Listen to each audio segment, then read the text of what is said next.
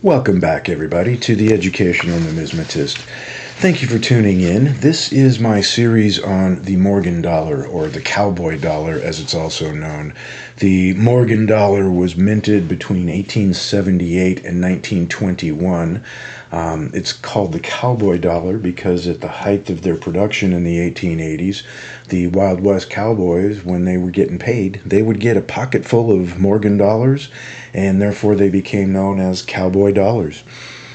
They were minted from 1878 to 1921, but they took a break. After 1904, they were not produced again until 1921. And interestingly, in 1921, they were also produced along with peace dollars. So they started with the Morgans, then the peace dollars were approved to commemorate the end of World War I, and the mint changed over from Morgan dollars to peace dollars.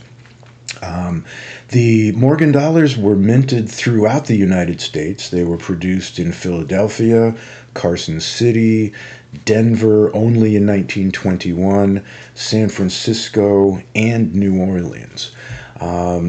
Some mints are much more scarce than others. Some are much more popular than others. One of my videos in the Morgan series will touch on the different mints and why some are more sought after, and some of the quirks related to those. So I get asked a lot, I've got a Morgan dollar, my grandfather gave it to me, I inherited it. How do I figure out what it's worth? Well, that is a really good question, and unfortunately it's not one that is very simply or quickly answered. I will have a couple of videos on exactly that. I will also have a video on the different grading services. I will have a video on evaluating whether or not a given coin is worth submitting and how you make that determination. We'll talk about grading. We'll talk about things like, circulated versus uncirculated. We'll talk about things like, a toned coin and what does that do to the value. We'll talk about not graded coins or coins that are known as raw.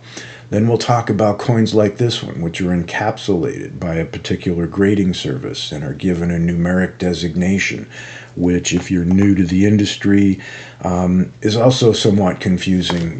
People are used to the, 1 to 10 scale. Comic books are graded that way.